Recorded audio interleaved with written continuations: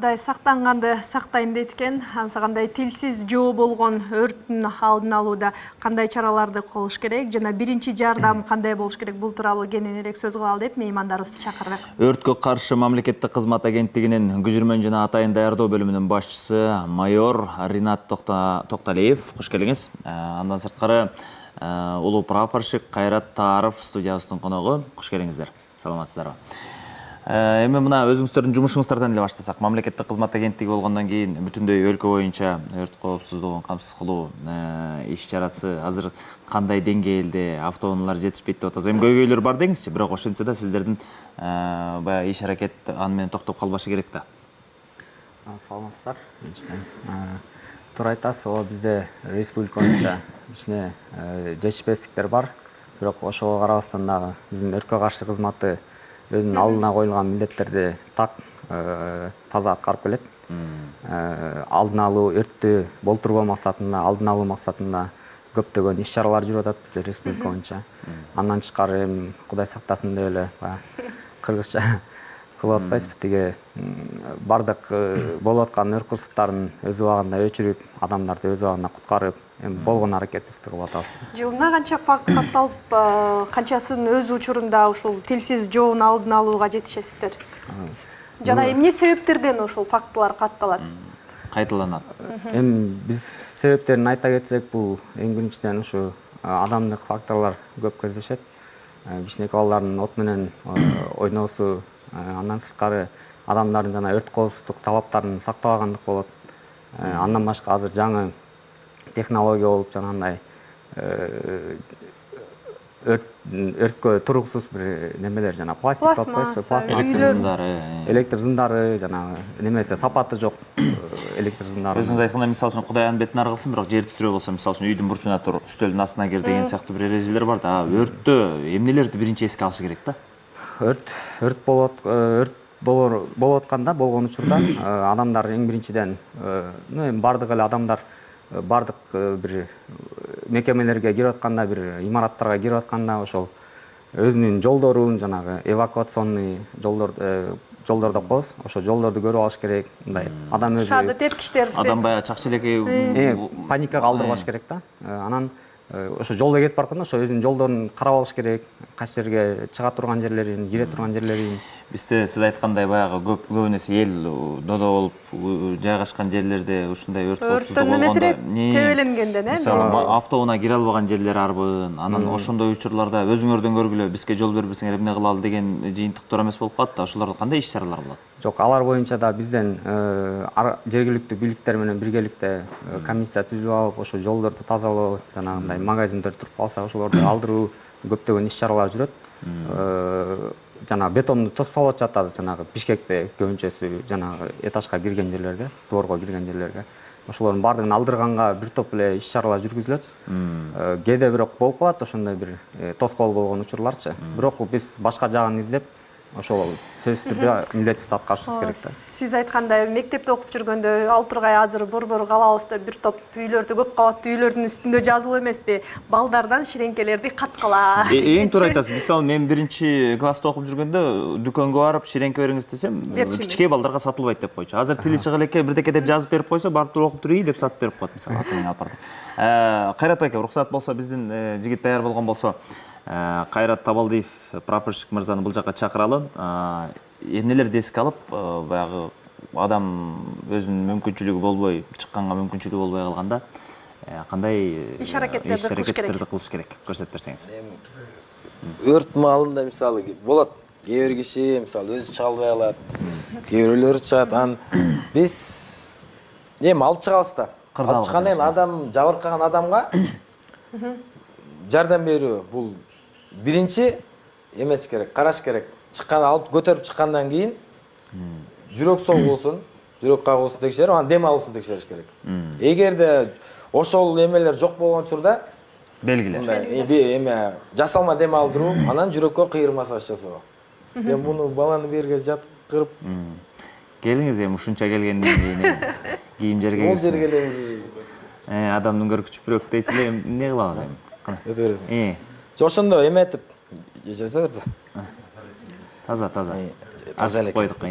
Адам мисалы жүрөк кагуусу жок, дем алышы жок иши болсо мисалы эметип бул алдына кийим болобу же бир катуу нерсени башын мындай бийиктетиш Башын керек. бийиктетесиз. Бул жер ачылгандай калыпчы. Жаткырып, анан дем алдыруу, жасалма дем алдыруунун эки ыкмасы бар да. Оозунан оозго, анан ооздон мурунга. Бет ачы болуш керек. Ал мисалы жасалма дем алдырып аткан кишинин өзүнө эле мисалы гигиенасына бул иш кандай эме бериши да бет ачын оосуна жаап туруп, бул жер көтөрүлүп атат да, анан мурдун басып, оосунан үйлөйбүз. Көкүрөктү басып атпайбы? Көкүрөк туура эмес. Кыйыр массаж жасоо, орусча айтканда непрямой массаж сердца. Бул жерин басабыз да мындай. Эркек кишиникин чоң алаканды коюп эле, эки алакан менен. Кички баланыкын мындай манжалы эки манжаны бир үстүнө бирин коюп.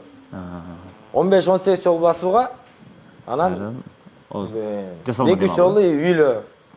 Ошол.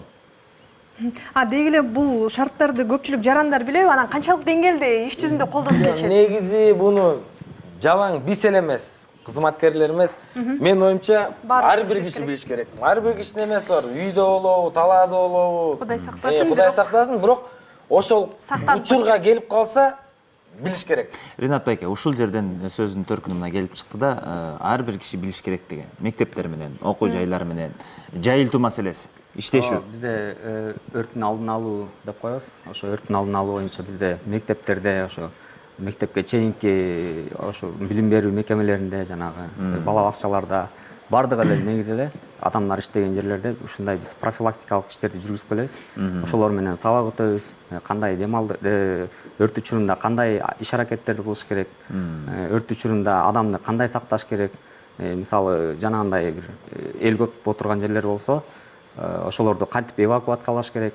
Ошол боюнча бизде ар дайым план толтурушуп, ошол боюнча иштешет бизде инспекторлорчу. Биз билгенден кичинекей кезибизде айылда баягы жүгөрүнүн дүмбүлүн бышырып жейбиз деп, картошка бышырып жейбиз деп, анан чөптүн жанына барып чөпкө от жакчыбыз да кичинекей болсочу. Бактар чөп күйөт. Мисалы жайлоолорго чыкканда деле баягы атайын гүлдү көмүп, анын үстүнө сууну куюп атайын өрт болуп кетпеш үчүнчү. Мисалы азыр эме техника маселесин айттыңыздар, жетишпейт деп. Мисалы 9 кабаттуу үйлөр салынып атат, 16 кабаттуу үйлөр салынып атат. Ошолорду кандай камсыз кылуу? Сиздердин уруксатыңыздар керек го дейм аларга деле. Деме долбоорлоо ушул көп кабаттуу имараттарды салганда долбоорлоо боюнча ошо бизден заключение алышат. Ошо бизде туурабы, туура эмеспи, биз ошо өзүбүздүн сунушубузду беребиз да. Туура, мунусу туура эмес, мунусу өрт коопсуздугунун талаптарына туура келет, туура келбейт депчи. Анан ал имарат бүткөндөн кийин приемка деп коет, ошо кабыл алып атканда ал жака биз катышпайбыз. Уже ал башка органдардын катышуусу менен өткөрүлөт да. Мисалы Бишкек шаарынын аймагын алып карай турган болсок, жолдо азыр тыгындар көп, час пик деп өзгөчө. Анан сиздердин факт катталган жерге жетүүңүздөрдүн убактысы, ыкчамдуулугу канчалык? Жолдор кантип бошойт? Чындап эле бул тоскоол болбойбу? Биздин жарандар кандай мамиле кылат? Жарандар адамдардын өзүнүн бизге болгон мамилеси мындай өрт өчүрүү маалында мисалы жардам беришет эме. Жолдон айдоочулар ошону айтсам. Кандай айтсам, этика жок да, сыйлоо жок. Мисалы атайын спецмашина келатканда жол бошотуп берүү, эме биз деле эл катары светофордо пробкада турабыз. Биз деле жол эрежесин болбой эле эметет водительдер, шопурларчы. Аракет кылышат. Тезирээк жеткиргенге. Бирок ошондо деле машина мисалы өткөрбөй койсо турабыз биз деле. Не бар не жок, машина сүзүп алса, чийип алса жооп берет. Суу чачып дагы алдыга. Мыйзам баарына бирдей деп коет. Бирок ошондо деле түшүнүп мындай эметип койсо болмок да, ар бир адам башында бар дегенде өзүнүн деле ушундай акыбалга туш келип калышы мүмкүн. Ал деле бизди күтүп атканда жолдо бизди бирөө башка бирөө өткөрбөй турушубуз мүмкүн. Кеч келесиңер дейт ошол үчүн. Өрттөнүп атсаң дагы мыйзам, жол эрежеси баарына бирдей, Тилекке каршы биздин атууларда мынакей набыт болуп калдык да. Ушундай көрүнүштөр кайталанбашы үчүн иш-чаралар сиз айткандай жүргүзүлө берет го, бирок азыр даярдыкта турган автоунаалардын даярдыктары Кудайдын бетине ар кылсын, 1-2 жерде катары менен болуп калса кокустук. Биздин ыкчам аракетибиз ошолорго мүмкүнчүлүгү барбы? Бизде деген бардык бүт республика боюнча бөлүктөрүбүздүн бардыгы тең. Бул көчүрмөнүн бөлүктөр деп коебуз. Бүт бардыгы даяр. суусу ичинде бар. Жана адамдар айтып атышпайбы, өрт болуп калды, анан тиги суусу жок делди, андай болушу мүмкүн эмес да. Биздики деген бүт баары ошо бөлүккө кирип атканда эле сууну толтуруп, ошо даяр кирет да. Ошол жерде даяр болот, и нормативдери бар өзүнүн, мисалы өздүк курам канча убакытта чыгып кетиш керек, канча убакытта жетиш керек. Рейд маселеси кандай болуп атат? Мына ошол эле баягы эл көп иштеген жерлер, рейд кылып турасыздарбы? Жыйынтыктары кандай болуп Өрт атат? болгонго чейинки иш аракеттер, алдын алуу.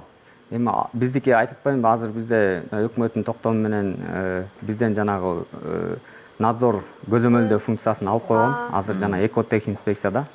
Ошол себептен биз андай рейдтерди кыла албайбыз. Биз жалаң гана жанагындай алдын алуу иштерин, жана сабак өтүп, элди түшүндүрүп, ушундай иштерди аткарабыз да. Кудай ден соолук берсин сиздерге. Рахмат. Күч кубат берсин, элдин ушу ден соолугун, коопсуздугун камсыз кылып жүрө бериңиздер.